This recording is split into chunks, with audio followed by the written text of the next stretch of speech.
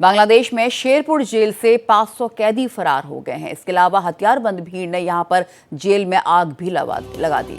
इन उपद्रवियों ने जेल का गेट तोड़कर आग लगा दी है और जेल से कैदियों को भागने में इन लोगों ने मदद भी की है। तो बांग्लादेश में हालात बद से बदतर हो रहे हैं। शेरपुर जेल से 500 कैदी भी फरार हो गए हैं। हथियारबंद भीड़ यहां जेल पहुंची, जेल पहुंचकर उसने आग लगा दी। इन उपद्रवियों ने जेल का गेट तोड़कर यहां पर आग लगा दी। जेल में मौजूद कैदियों को यहां से भगा दिया गया है। 500 कैदी इस वक्त वहां से फरार हो गए हैं। बांग्लादेश इस समय हिंसा की आग में जल रहा है। आपको बता दें, आरक्षण विरोधी प्रदर्शन और हिंसक झड़पों के बीच देश में तख्ता पलट हो गया है। प्रधानमंत्री शेख हसीना कल इस्तीफा देकर अपना देश छोड़कर चली गई हैं। लेकिन बांग्लादेश में लगातार हिंसा और आगजनी की घटनाएं सामने आ रही हैं। 8 तस्वीरें इस वक्त आपके सामने, आप देख सकते हैं किस तरह से बांग्लादेश इस वक्त हिंसा की आग में जल रहा है। बांग्लादेश में शेख हसीना के इस्तीफे के बाद स्थिति काफी तनावपूर्ण बनी हुई है।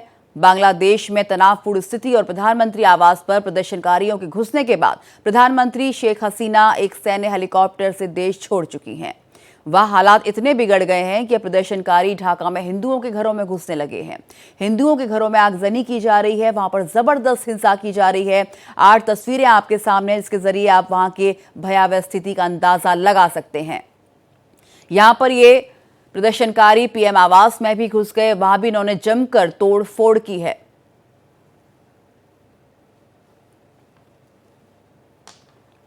हमारे साथ हमारे संवाददाता मोहित शुक्ला और प्रशांत त्यागी इस वक्त जुड़े हुए हैं। प्रशांत, सबसे पहले मैं आपका रुख करना चाहूंगी। आज प्रधानमंत्री ने भी एक बैठक बुलाई है, सर्वदलीय विपक्षी दलों के नेता भी इसमें मौजूद रहेंगे।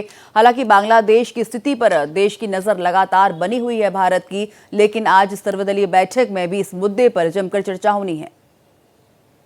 जी बिल्कुल, देखिए आरती, आपको बता दूं कि ये सरकारी प्रोटोकॉल भी होता है कि जब इस तरह की कोई स्थिति उत्पन्न होती है तो उसमें सर्वदलीय बैठक बुलाई जाती है और जो विपक्षी दल है उनकी रायशुमारी इसमें शामिल की जाती है कि उनका भी पक्ष जाना जाता है और साथ ही साथ सरकार क्या कदम उठा रही है वो भी सरकार विपक्षी दलों के जो नेता और अध्यक्ष होते हैं उनको उससे रूबरू कराती है। तो ऐसे में 10 बजे जो सर्वदलीय बैठक है वो शुरू होगी। कांग्रेस की तरफ से मल्लिकार्जुन खड़गे, सपा की तरफ से अखिलेश यादव और टीएमसी की तरफ से टेक ओब्रेन, तमाम जो विपक्षी नेता है वो इस बैठक में शामिल होंगे।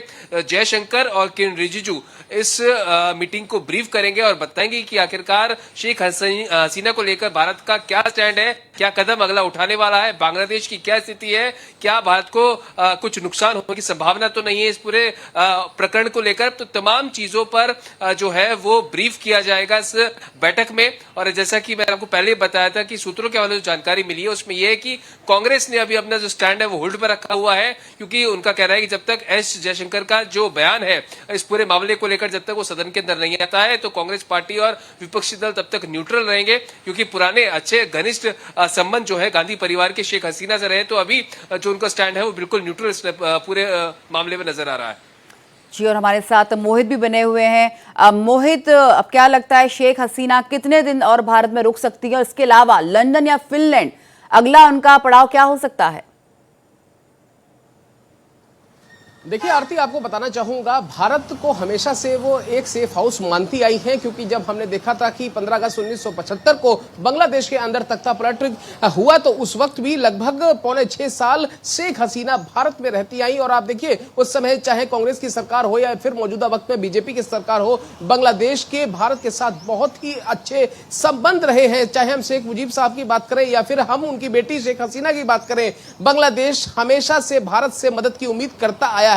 तो जब तक, हालांकि अभी ये कयास लगाए जा रहे हैं क्योंकि उनकी जो भतीजी हैं वो लंदन में मेंबर ऑफ पार्लियामेंट हैं, इस नाते ये कहा जा रहा है कि उनको वहां पे शरण दी जा सकती है। लेकिन इतना जरूर है कि शेख हसीना से अगर आप पूछेंगे या उनके किसी भी चाहने वाले या फिर आवामी लीग के किसी भी व्यक्ति से पूछेंगे तो वो हमेशा से कहेगा कि भारत उनके लिए एक सेफ हाउस है, एक सेफ पनाहगार है।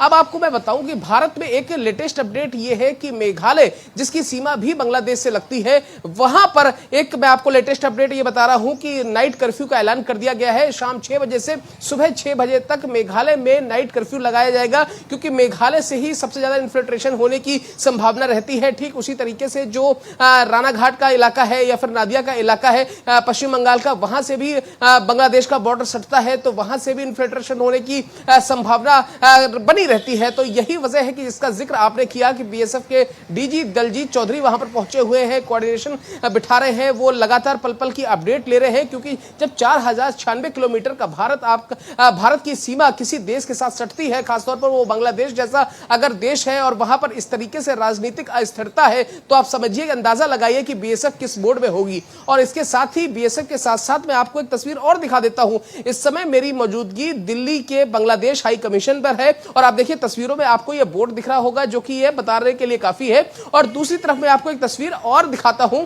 कैमरा सहयोगी है मेरे धर्मेंद्र गौतम, मैं उनसे गुजारिश करूंगा कि आपको वो दिखाएं यहां पर ये किस तरीके से दिल्ली पुलिस ने बैरिकेड कर दी है। ठीक उसी तरीके से यहां पर पैरामिलिट्री फोर्सेस और दिल्ली पुलिस के जवान की भी अब यहां पर तैनाती की गई है। और आपको तस्वीरों में हल्का हल्का दिख रहा होगा कि आपको पैरामिलिट्री फोर्सेस के जवानों की तैनाती अब यहां पर बढ़ा दी गई है। और रोड की बाईं तरफ यानी कि 100 मीटर दूर दिल्ली पुलिस की और पैरामिलिट्री फोर्सेस की 2 एडिशनल गाड़ियां भी मंगाई गई हैं, जिसमें लगभग आप ये मान लीजिए 60 से 70 जवान यहां पर मौजूद हैं।